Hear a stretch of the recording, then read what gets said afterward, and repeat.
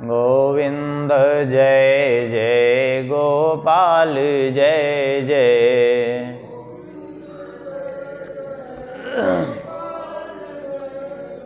श्री राधा रमण हरि गोविंद जय जय।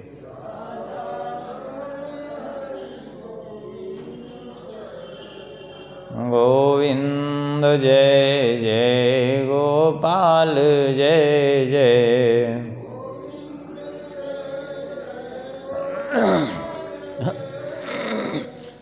राधा रमण हरि गोविंद जय जय।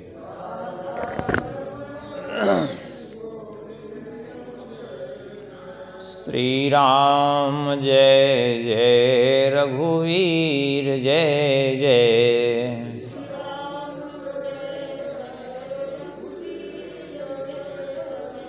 सीतारमण श्री रघुनाथ जय जय।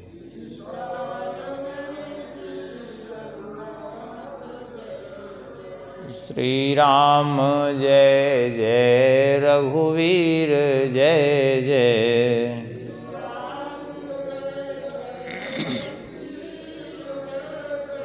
सीतारमण श्री रघुनाथ जय जय।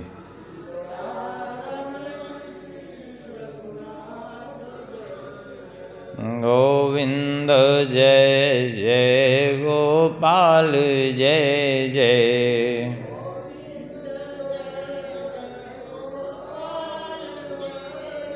श्री राधा रमण हरि गोविंद जय जय।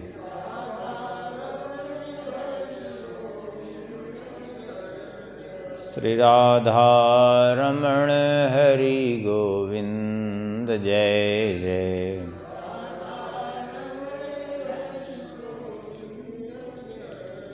श्री वृंदावन बिहारी लाल की।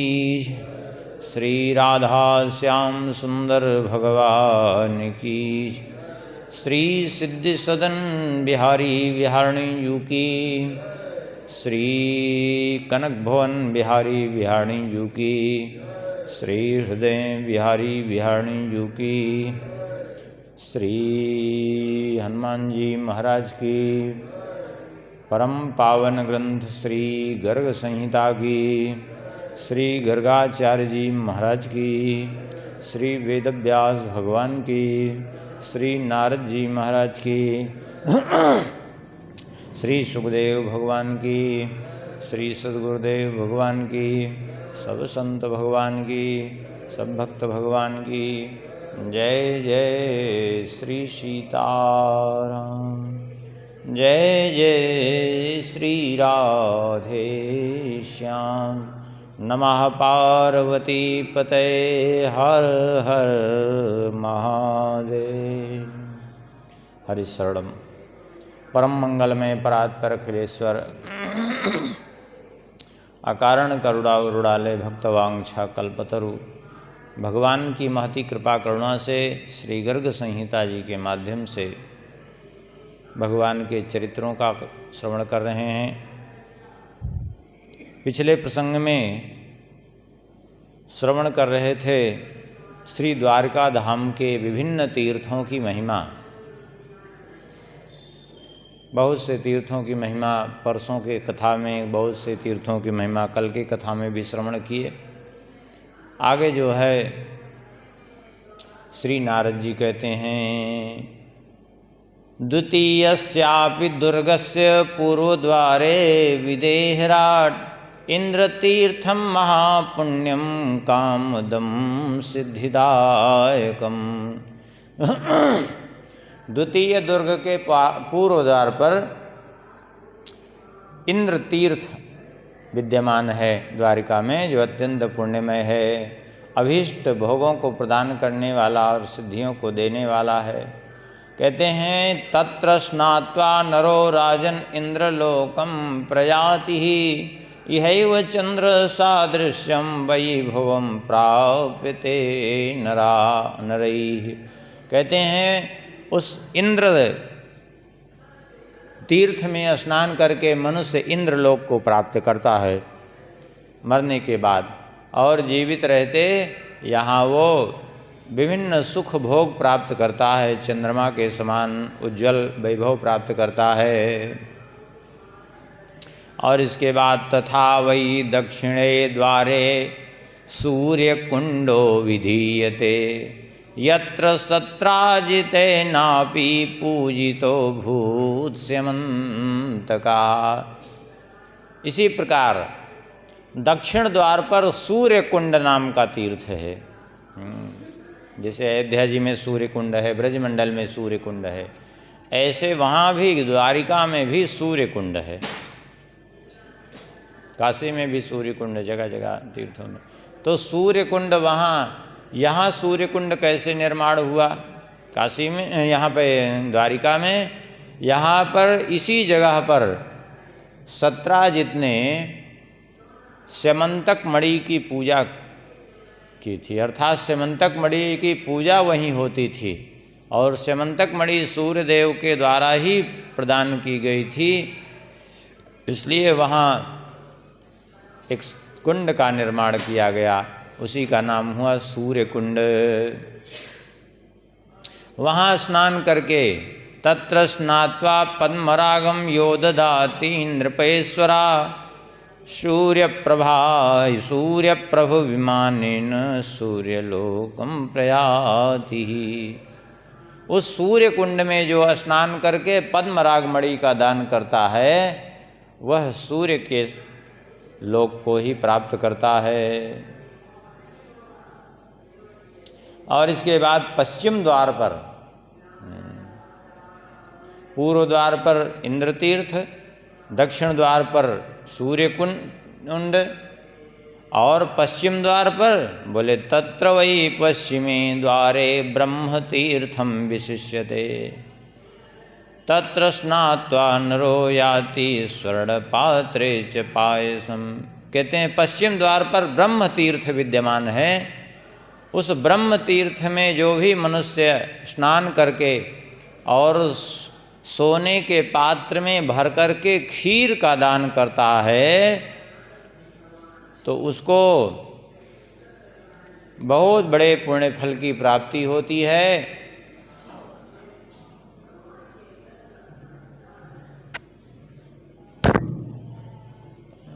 और ब्रह्महा पितृहा गोघ्नो मातृहाचार्यहा घवन।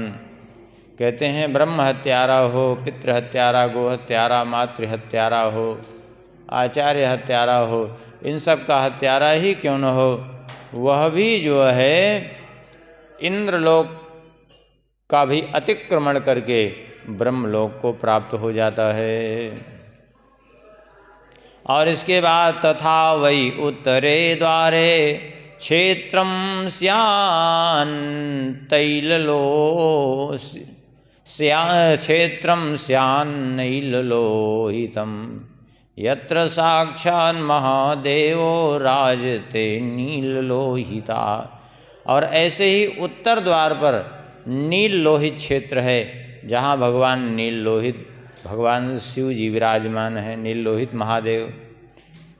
कहते हैं इस तीर्थ में समस्त देवता मुनि सप्तर्षि संपूर्ण मरुदगण निवास करते हैं, इसलिए इस तीर्थ में जाकर के नील लोहित शिव जी की जो पूजा करता है वो ऐश्वर्य का भागी होता है।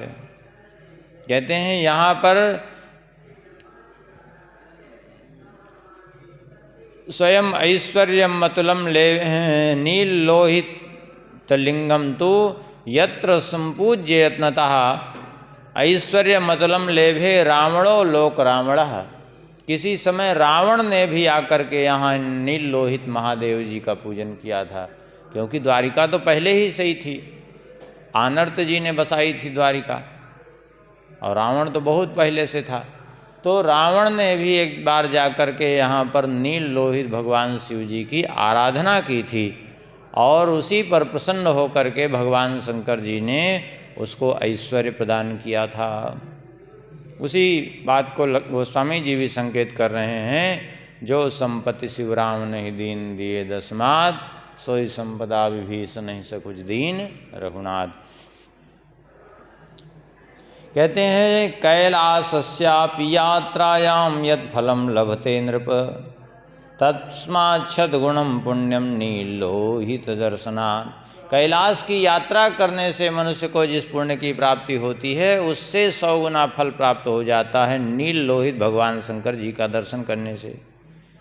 यहाँ पर नील लोहित कुंड विद्यमान है। कहते हैं इस नील लोहित कुंडे वै स्नातो यस्त्रिदिनं नरा सयाति शिवलोकाख्यम पापायुत युतोपि।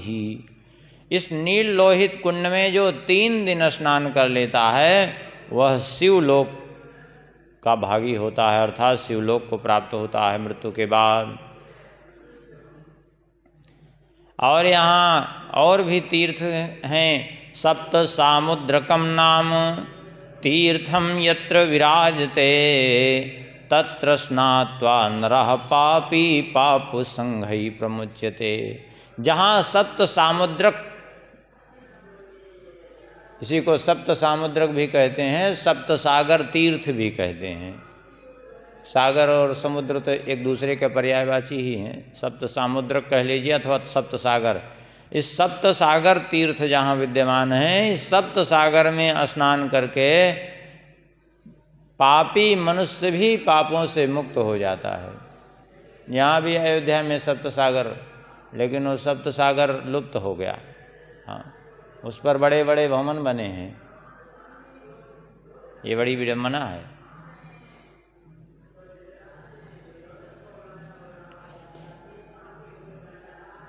तो ये सप्त सागर तीर्थ में स्नान करके मनुष्य जो है समस्त पापों से मुक्त हो जाता है और सप्त समुद्रों में अर्थात 7 समुद्रों में स्नान के फल को सहज में प्राप्त कर लेता है। और इसी तीर्थ के पास में स्वयं भगवान विष्णु, ब्रह्मा, शिव, इंद्र, वायु, यम, सूर्य, पर्जन्य, कुबेर, पृथ्वी, अग्नि, जल के स्वामी वरुण आदि ये सब निवास करते हैं वहाँ। कहते हैं सप्तकोटिनि तीर्थानि ब्रह्मांडे यानि कानि चा सर्वाणि तत्र तिष्ठन्ति सप्त सामुद्रके नृप। कहते हैं ब्रह्मांड के 7 करोड़ तीर्थ अकेले उस सप्त समुद्र में विराजमान हैं। अर्थात उस सप्त सागर में 7 करोड़ तीर्थों का निवास स्थान है। जो उसमें स्नान करके तीर्थ की परिक्रमा करता है वह द्वारिका यात्रा के फल को प्राप्त कर लेता है। क्योंकि सप्त सामुद्रक मृते न यात्रा फलदा स्मृता सप्त सामुद्रकम तीर्थम विष्णु रूपम विदुः सुरा। वह सप्त सागर तीर्थ जो है उसके यात्रा के बिना द्वारिका की यात्रा भी फलवती नहीं होती है। क्यों?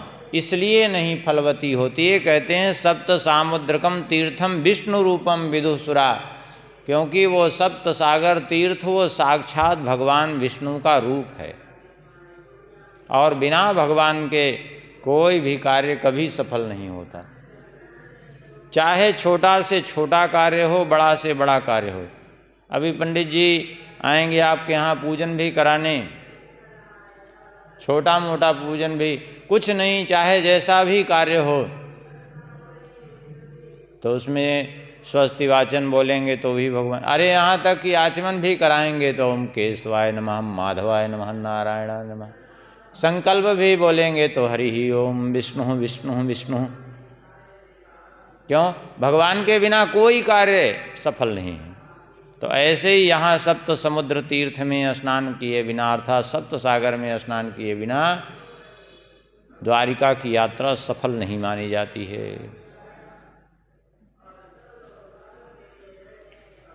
इसलिए यहाँ का दर्शन करना चाहिए।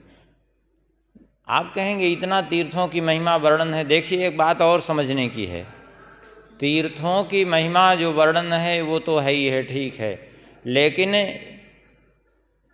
आज इस समय तीर्थों का प्रभाव क्यों नहीं दिखता? इसलिए नहीं दिखता कि ऊट पटांग लोग तीर्थों में जाते हैं तो तीर्थों का धीरे धीरे प्रभाव ही समाप्त हो जाता है। अब ये हम नहीं कह रहे हैं, स्वयं इस बात को श्री नारद जी ने ही पद्म पुराण में कहा है। श्री नारद जी ने ही इस बात को कहा। क्या कहा? बोले जितने दुष्ट लोग हैं वो जाकर के तीर्थों में निवास करने लगे, इसलिए तीर्थ का महत्व खत्म हो गया।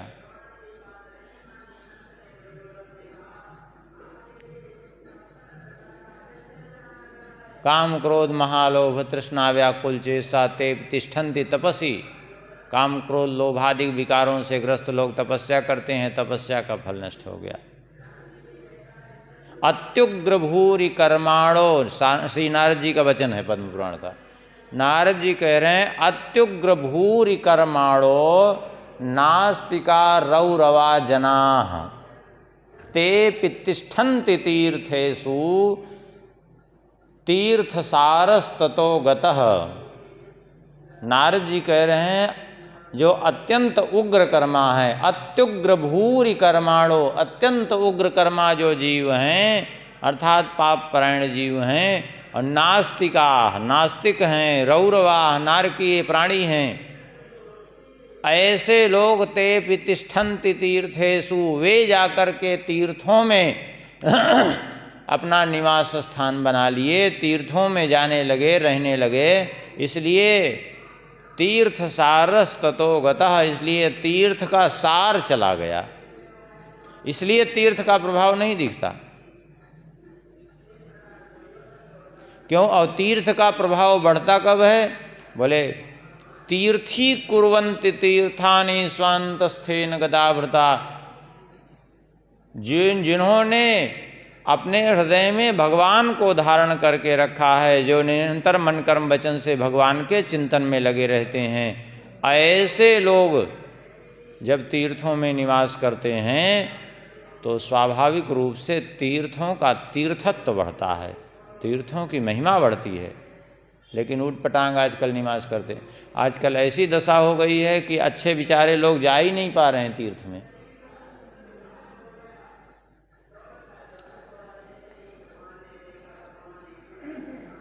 जितने तीर्थ हैं वो सब टूट टूट करके तीर्थ खत्म हो रहे हैं, केवल पर्यटक बन रहे हैं।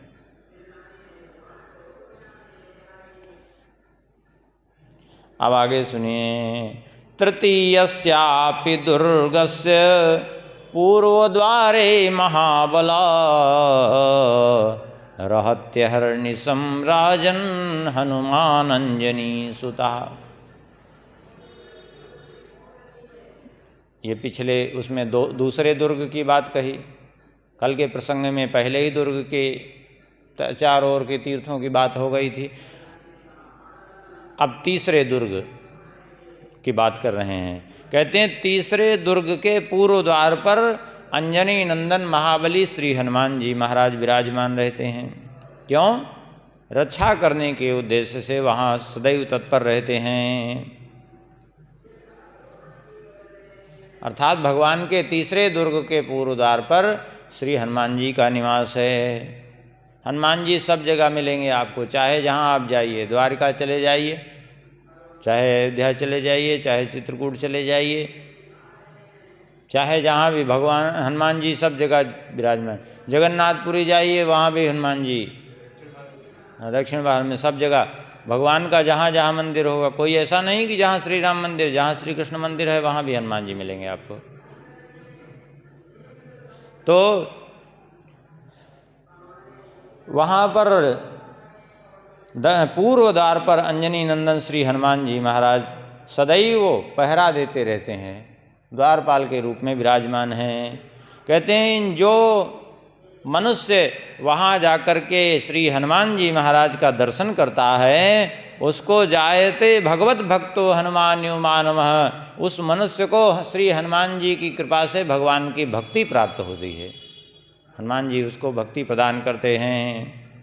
और तथा वै दक्षिणद्वारे चक्रम नाम सुदर्शनम रहत्यहर्निशं राजन् श्रीकृष्ण गतमानसम। दक्षिण द्वार पर श्री सुदर्शन जी विराजमान, अर्थात सुदर्शन चक्र सदैव रक्षा करते रहते हैं भगवान के द्वार की। सुदर्शन चक्र जी का भी चित्त भगवान में निरंतर लगा रहता है। इनके दर्शन से भी भगवान की भक्ति प्राप्त होती है। और सुदर्शन चक्र जी सदा भक्त की रक्षा में तत्पर रहते हैं। तथा वै पश्चिमं द्वारम जाम्बवान् वृक्षवान् बली ऋक्षराट बली रात्यहर्निशं राजन् भगवद भक्ति संयुता। पश्चिम द्वार पर श्री ऋक्षराज जामवंत जी विराजमान होकर के रक्षा करते हैं और निरंतर भजन में लगे रहते हैं। इन जामवंत जी का दर्शन करने से मनुष्य को दीर्घायुष्य की प्राप्ति होती है और भगवान की भक्ति प्राप्त होती है। और इसके बाद उत्तर दिशा में तथा वै चोत्तरे द्वारे विश्वक्सेनो महाबला। उत्तर द्वार पर भगवान के पार्षद विश्वक्सेन जी विराजमान रहते हैं। ये उत्तर द्वार की रक्षा करते हैं। कहते हैं इनके दर्शन से जीव कृतार्थ हो जाता है। इस प्रकार से ये तीसरे दुर्ग के बाहर रहते हैं। और दुर्ग के बाहर पिंडारक तीर्थ है। इस पिंडारक तीर्थ की महिमा आप सुनिए। यही है पिंडारक तीर्थ जहाँ सांब स्त्री वेश में गए थे तो ऋषियों का श्राप लगा यदुवंश के विनाश का। वही पिंडारक क्षेत्र है। पिंडारकस्य माहात्म्यं शृणुता राजसत्तम यस्य स्मरणमात्रेण महापापात् प्रमुच्यते। दुर्ग से बाहर जो पिंडारक क्षेत्र है उसकी महिमा सुनिए। पिंडारक तीर्थ का महात्म्य ऐसा है कि उसके स्मरण से बड़े बड़े पापों का विनाश होता है। कहते हैं रैवतक पर्वत और समुद्र इन दोनों के बीच में विद्यमान है पिंडारक क्षेत्र,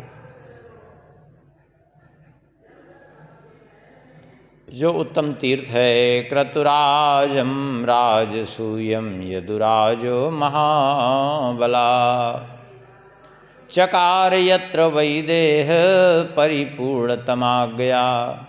कहते हैं इसी पिंडारक क्षेत्र में श्री कृष्ण की आज्ञा से यदुराज अर्थात उग्रसेन जी ने यज्ञ किया था। राजसू यज्ञ यहीं पर किया था उन्होंने। और जो है तब से यहाँ सब तीर्थ आकर के निवास करने लगे। तेन पिंडारकम नाम सर्वतीर्थस्य पिंडतः। पिंडारक नाम क्यों पड़ा? कहते हैं सभी तीर्थों का आवाहन किया गया था तो उनके लिए पिंड स्थापित करके उन्हीं पिंडों पर, जैसे आजकल पूजन होता है तो वेदियां बनाई जाती हैं, उन्हीं वेदियों पर देवताओं का आवाहन किया जाता है। ऐसे ही वहाँ पिंडों का निर्माण करके उन्हीं पिंडों पर तीर्थों का आवाहन किया गया था कि समस्त तीर्थ यहाँ विद्यमान रहें, उन समस्त तब यहाँ यज्ञ होगा। तो इसलिए जो है इसका नाम पड़ गया पिंडारक क्षेत्र। यहाँ स्नान करने से मनुष्य तत्र स्नात्वा नरः सद्यो राजसूय फलम लभेत। वहाँ स्नान करने से मनुष्य शीघ्र ही राजसूय यज्ञ का फल प्राप्त कर लेता है। कहते हैं तत्रैव त्रिदिनं स्नात्वा व्रती भूत्वा समाहिता ब्राह्मणेभ्यः स्वर्णदानं दत्वा प्रणतो भवेत्। कहते हैं वहाँ 3 दिन तक स्नान करके व्रत पूर्वक नियम पालन करके यदि 3 दिन तक वहाँ रहे, स्नान करे, व्रत करे और ब्राह्मणों को स्वर्ण दान करे, ब्राह्मणों को स्वर्ण दान करके उनके चरणों में साष्टांग वंदन करे, श्रद्धापूर्वक दान करे, तो मनुष्य यही मनुष्य रूप में भी देवत्व को प्राप्त करता है, अर्थात देवता के समान वो पूजनीय हो जाता है। जो स्वर्ण रत्न और स्वर्ण रत्न आदि से वो संपन्न हो जाता है।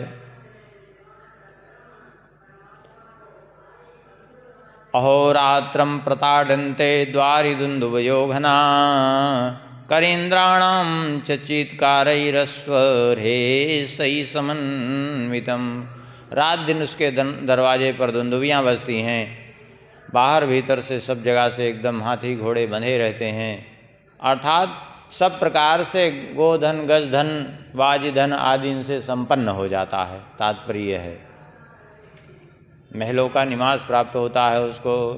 मत्त कुंजर कर्णाभ्याम ताड़िता भृंगमंडली अलंकरोति तद्वारम मंडितम मंडलेश्वरै।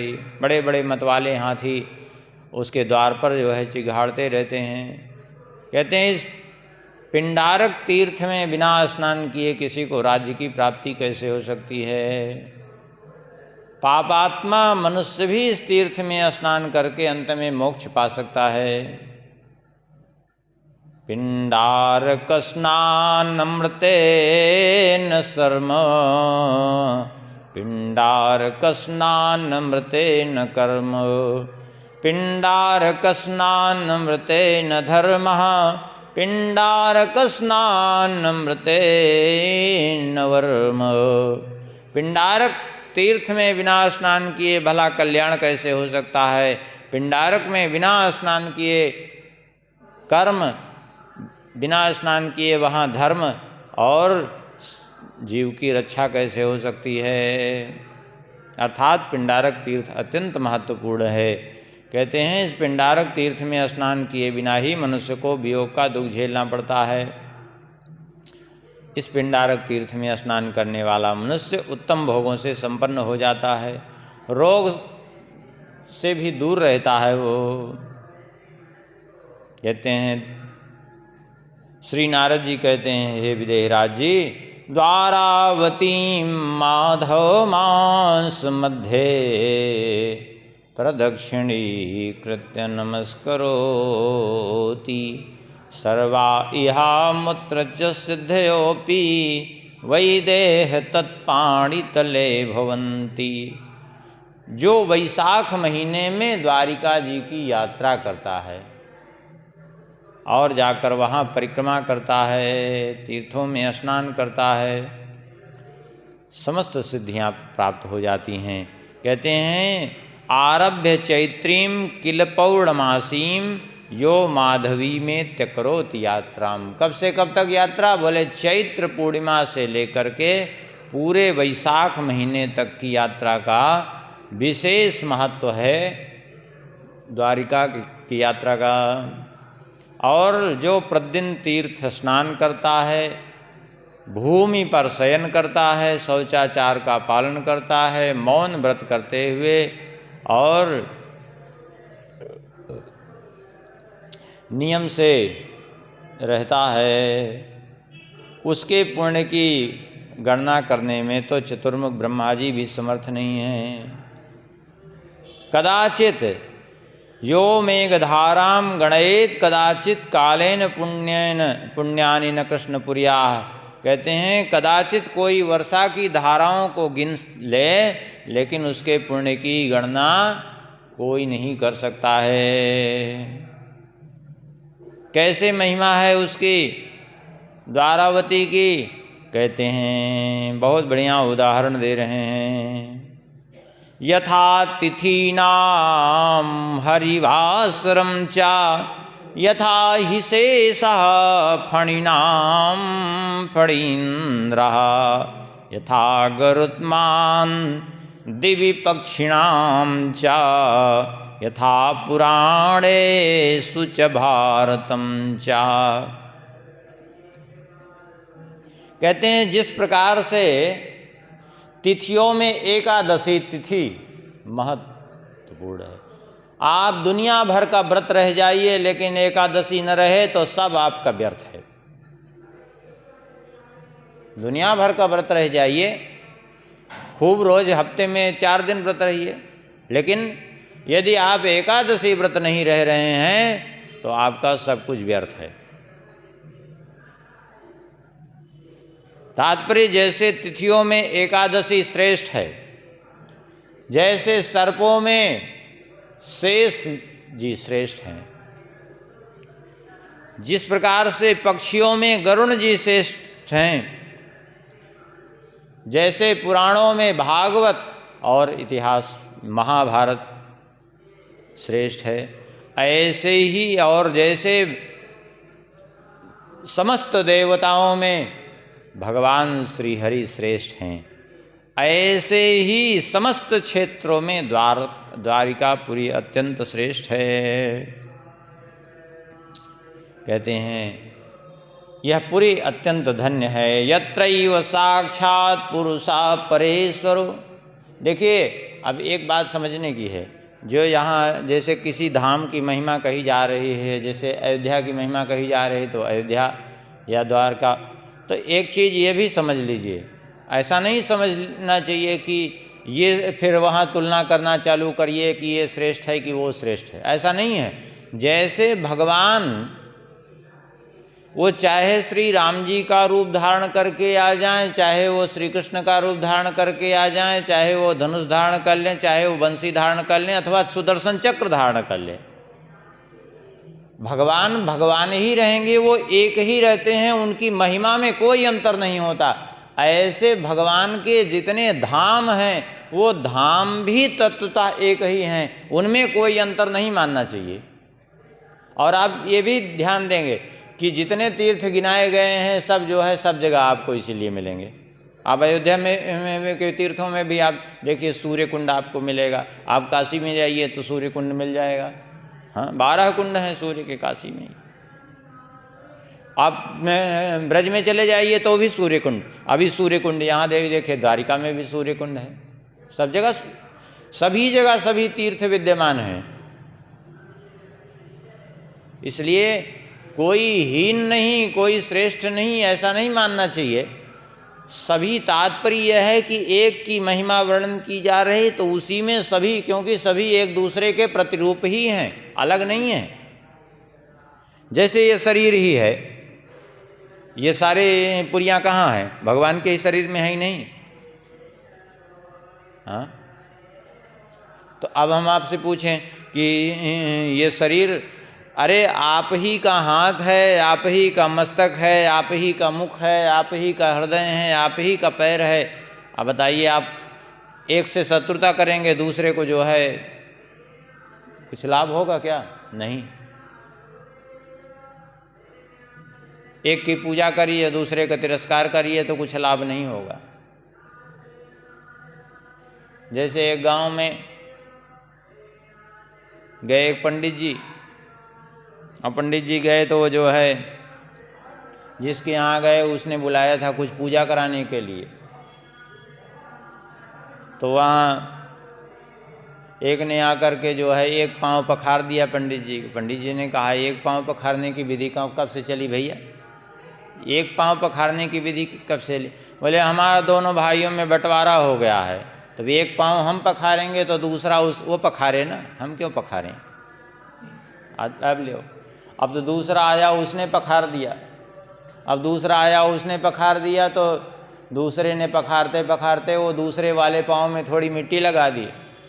अब जो दूसरे वाले पाँव में मिट्टी लगा दी तो उसने कहा हमारे हिस्से में मिट्टी क्यों लगाई? तो उसने दूसरे वाले में कीचड़ लगा दिया।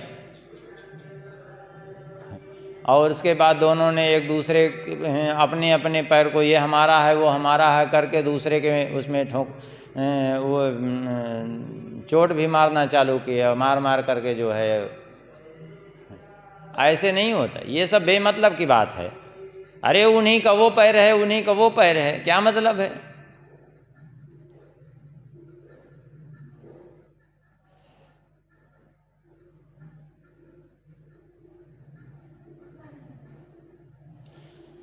तो सभी तीर्थ ऐसे ही एक ही हैं, ऐसा समझना चाहिए।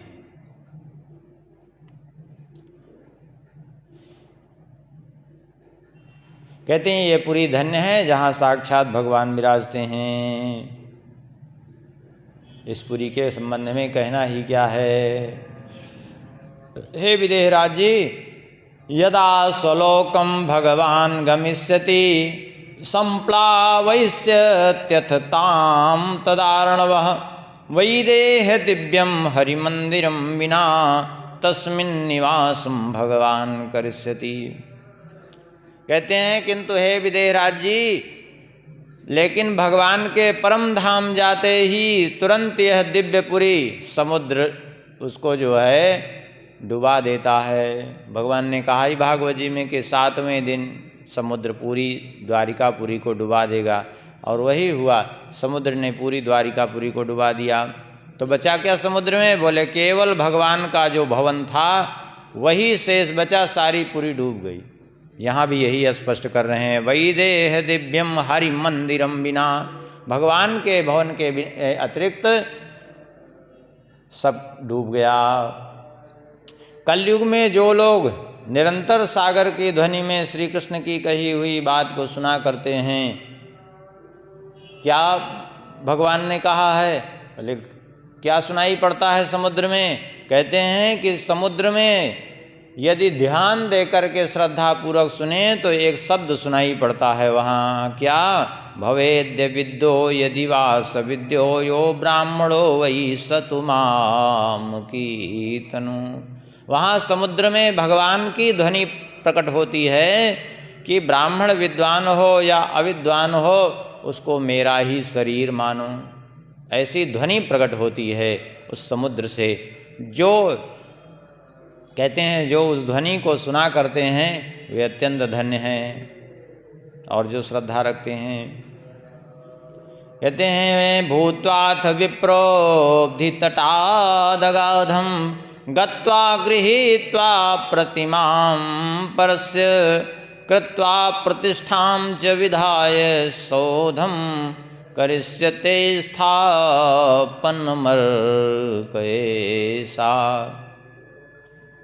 कहते हैं जो ब्राह्मण होकर के समुद्र तट के अगाध जल में जा कर के वहाँ से भगवान की प्रतिमा को निकाल करके ला के स्थापित करके मंदिर बनाएगा, वो साक्षात सूर्यदेव के समान है। लेकिन अब समुद्र में अब इस समय कौन जा कर के प्रतिमा निकाल के ले आता है? सबके लिए तो संभव नहीं। कोई भगवान का कृपा पात्र हो चला जाए समुद्र से निकाल ले, वही बात अलग है।